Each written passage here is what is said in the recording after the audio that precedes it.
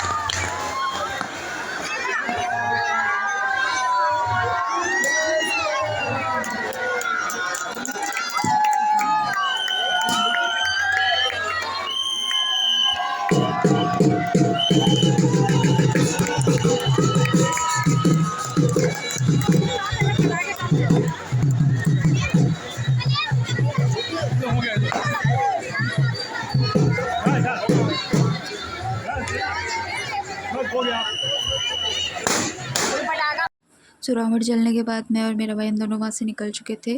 काफ़ी भीड़ होती है गाइस, और अगर आप भी देखने जा रहे हो तो मैं आपको ये बोलूँगी कि पूरा प्रिकॉशंस के साथ जाइए, जहाँ जितना हो सके उस भीड़ से थोड़ा सा हट के खड़े होइए। ये सब कुछ देखने के बाद हमने सोचा कि ये जो छोटी छोटी दुकानें लगा रखी हैं यहाँ इन लोगों ने, थोड़ा सा ये भी देख लेते हैं। तो मैं जब छोटी थी तब मैं खरीदती थी यहाँ, वो जो मिट्टी के बर्तन होते हैं उसमें जो प्लेट्स होती हैं, सारा कुछ खरीदती थी। और हम घर घर खेलने का बहुत ही शौक़ था मुझे बचपन से। ये सारा कुछ खरीदते थे और खेलते थे, फिर उसके बाद उसमें खाना बनाना, सब कुछ करना, ये सारा मुझे बहुत ही पसंद है बचपन से। लेकिन अब जब से मैं बड़ी हो गई फिर उसके बाद तो सब भूल ही जाते हैं, नहीं खेलते हैं। बाकी यहाँ पे काफ़ी कुछ अच्छा था। और प्राइस वगैरह तो मैंने पूछा नहीं, क्योंकि जब मुझे ख़रीदने ही नहीं तो मैं प्राइस क्यों पूछूँ। और दूसरी चीज़ है, फिर हमने सोचा कि अब इतना घूम लिए हैं तो देख लेते हैं थोड़ा सा और कुछ खाने वगैरह के लिए। तो खाने के लिए जैसे मैं आगे बढ़ी ना, एक तो यहाँ पे इतनी भीड़ इतनी ज़्यादा है ना कि अगर आप किसी स्टॉल पे रुकोगे भी तो मेरे हिसाब से आपको 15-20 मिनट ऐसे ही बिताने पड़ेंगे। तो मैंने सोचा कि क्यों ना मैं अपने जो मतलब मोस्ट फेमस जगह है जहाँ पे मैंने आपको बताया था तोप खाने के मोमोज़, वहीं चलते हैं और वहीं से कुछ खा लेते हैं, बिकॉज़ वो मोमोज़ का पता है हमें कि उसकी भाई उसका टेस्ट कैसा है। बाकी ऐसे मेले में कुछ खाना मुझे थोड़ा सही नहीं लगता। तो फिर मैं यहाँ मोमोज़ वाले भैया के पास में आ गई थी और इनकी पूरी जो ये कंटेनर था वो खाली हो चुका था। तो मुझे तो लगा था कि अब मुझे उस दिन की तरह भूखे ही जाना पड़ेगा, लेकिन भैया बोले कि थोड़ा-सा वेट करना पड़ेगा, फिर उसके बाद ही मिलेगा। तो मैं और मेरा भाई हम दोनों वेट कर रहे थे, तब तक फ्रेश चाउमीन ये बना रहे थे। तो मैंने सोचा कि आपको चाउमीन दिखा देती हूँ कि कैसे बनती है।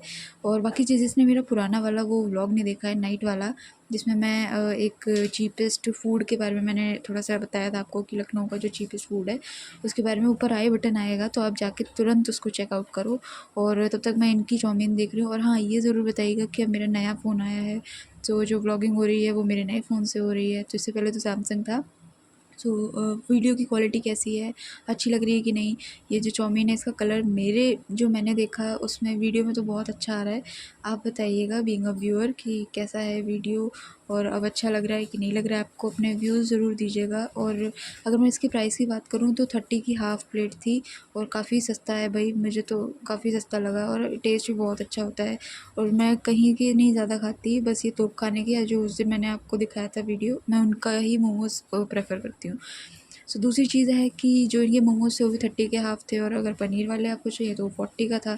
पनीर मुझे इतना ज़्यादा पसंद नहीं है, मैंने एक ही बार खाया था अपनी एक फ्रेंड है उसके साथ में, जब हम लोग कहीं गए थे घूमने के लिए, तो उसके साथ ही मैंने वो पनीर वाले खाए थे। और फिर उसके बाद से मुझे पनीर वाले इतने ज़्यादा नहीं पसंद है, मुझे वेज वाले जो वो सिंपल होते हैं जिसमें वेजीज़ होती है वो पसंद है। सो ये है तोप खाना मोमोज़। और फिर भैया नए नए मोमोज़ डाल रहे थे, मतलब थोड़ा स्टीम होने के लिए, क्योंकि भीड़ इतनी ज़्यादा थी ना कि कुछ लोग तो इवन इन्हें बिना पैसे दिए हुए ही जा रहे थे। और इतनी भीड़ में ये लोग भी इतना भाई ट्रेन नहीं है तो समझ नहीं पाते हैं इतनी जल्दी में।